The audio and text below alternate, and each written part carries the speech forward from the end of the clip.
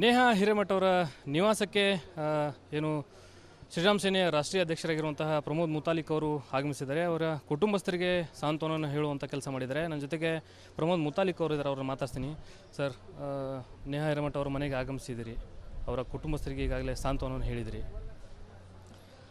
ನೋಡಿ, ಈ ಒಂದು ಹುಬ್ಬಳ್ಳಿಯ ಪ್ರಕರಣ ಇವತ್ತು ಇಡೀ ದೇಶ ವ್ಯಾಪಿಸಿದೆ.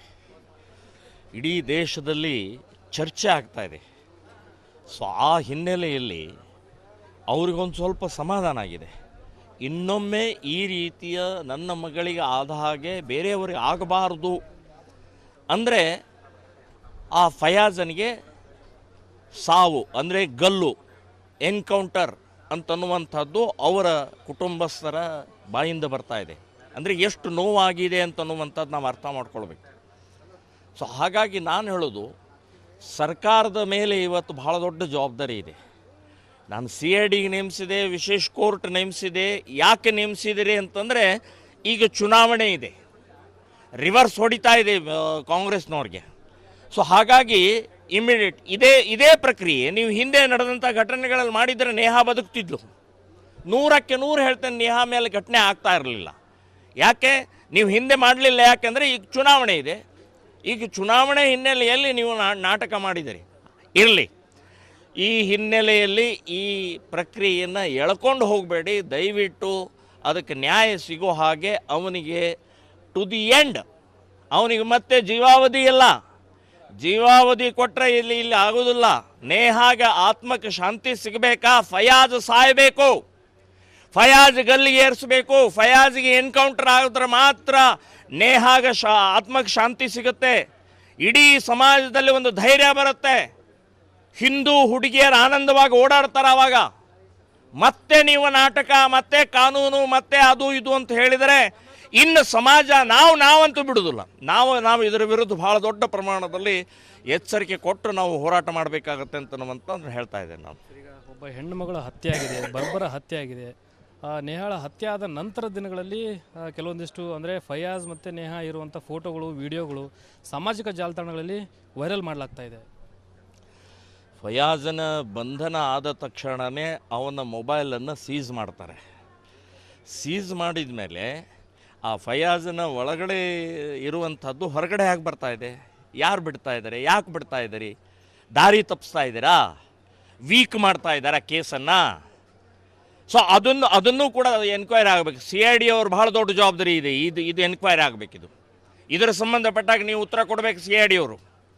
ನಾಳೆ ಸುಮ್ಮನೆ ನಾವು ಬಂದೀವಿ, ನಿಮ್ಮ ಇಲ್ಲಿಂದ ಅಲ್ಲಿ ಟ್ರಾನ್ಸ್ಫರ್ ಆಯಿತು, ನೋ ಇದನ್ನು ನಾವು ಒಪ್ಪೋದೇ ಇಲ್ಲ. ಅದನ್ನು ಆ ಚಿತ್ರಗಳು ಹೊರಗಡೆ ಹೇಗೆ ಬರ್ತಾ ಇದೆ? ಯಾರು ಬಿಡ್ತಾ ಇದ್ದಾರೆ? ಪ್ರಸಾರ ಯಾಕೆ ಮಾಡ್ತಾ ಇದ್ದಾರೆ? ಸೊ ಈ ಕೇಸನ್ನು ವೀಕ್ ಮಾಡೋ ಸಲುವಾಗಿಯೇ ಮಾಡ್ತಾ ಇದ್ದಾರೆ. ಅದು ಆಗಬಾರದು. ಅದನ್ನು ಒಂದೊಂದು ಫೋಟೋ ಕೂಡ ಆ ಕುಟುಂಬಕ್ಕೆ ಆಗ್ತಾ ಇರುವಂಥ ನೋವು ಅರ್ಥ ಆಗ್ತಾ ಇಲ್ವಾ? ಗೊತ್ತಾಗ್ತಾ ಇಲ್ವಾ? ಸೊ ಇದು ಸ್ಟಾಪ್ ಆಗಬೇಕು, ಇದು ನಿಲ್ಲಿಸ್ಬೇಕಂತ.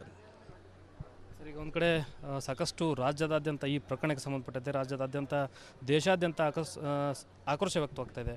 ನಿನ್ನೆ ಕೂಡ ಇಲ್ಲಿ ಹುಬ್ಬಳ್ಳಿ ಧಾರವಾಡ ಮುಸ್ಲಿಂ ಸಮುದಾಯದವರು ಅಂಗಡಿ ಮುಂಗಟ್ಟುಗಳನ್ನ ಬಂದ್ ಮಾಡೋ ಮೂಲಕ ಒಂದು ಖಂಡನೆಯನ್ನು ವ್ಯಕ್ತಪಡಿಸಿದರು. ನೋಡಿ, ಮುಸ್ಲಿಮರು ನಾವು ಲವ್ ಜಿಹಾದವನ್ನು ಕಳೆದ 25-30 ವರ್ಷದಿಂದ ಹೇಳ್ತಾನೆ ಇದ್ದೀವಿ.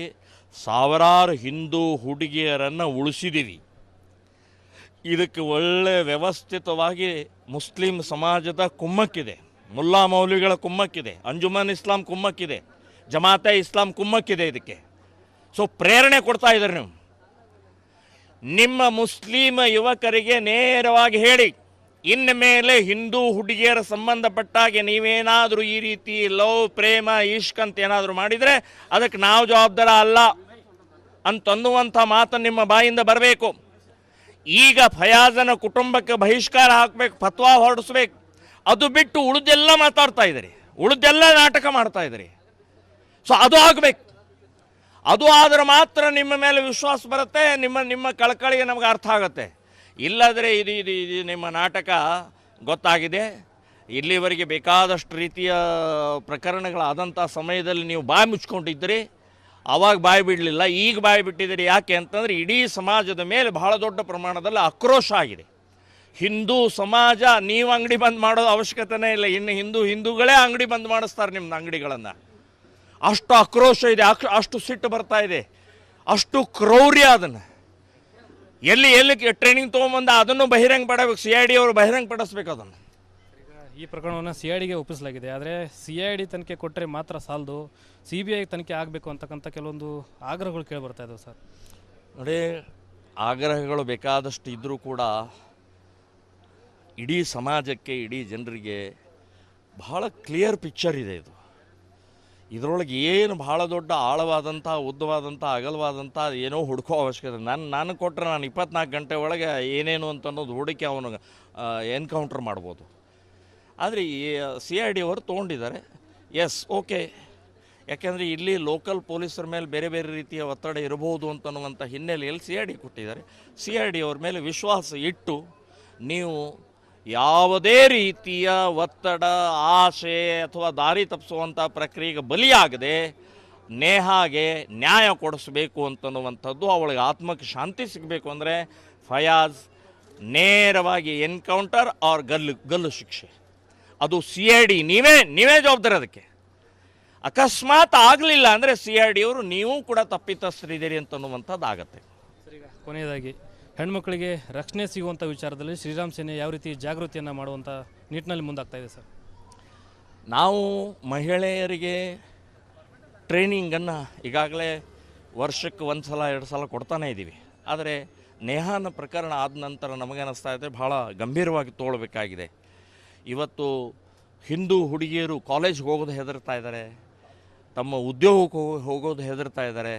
ಸೊ ಅದು ಆಗದೇ ಇರೋ ಹಾಗೆ ನಾವು ಅವರಿಗೆ ಧೈರ್ಯ ತುಂಬೋ ದೃಷ್ಟಿಯಿಂದ ಒಂದು ವಾರದೊಳಗಡೆ ಹೆಲ್ಪ್ಲೈನ್ ಒಂದು ನಂಬರನ್ನು ಬಿಡುಗಡೆ ಮಾಡ್ತೀವಿ. ನಿಮಗೆ ಯಾವುದೇ ಸಂದರ್ಭದಲ್ಲಿ ತೊಂದರೆ ಆದರೆ ನಾವು ನಿಮ್ಮ ಜೊತೆಗಿದ್ದೀವಿ ಅಂತನ್ನುವಂಥ ಧೈರ್ಯ ಕೊಡುವಂಥದ್ದು. ಮತ್ತು ನಮ್ಮ ಟ್ರೈನಿಂಗ್, ಮಹಿಳೆಯರಿಗೆ ವಿಶೇಷವಾದಂಥ ಟ್ರೈನಿಂಗನ್ನು ಇನ್ನೂ ಹೆಚ್ಚಿನ ಪ್ರಮಾಣದಲ್ಲಿ ಮಾಡ್ತೀವಿ. ಇದಿಷ್ಟು ಶ್ರೀರಾಮ್ ಸೇನೆಯ ಮುಖ್ಯಸ್ಥರಾಗಿರುವಂತಹ ಪ್ರಮೋದ್ ಮುತಾಲಿಕ್ ಅವರ ಮಾತು.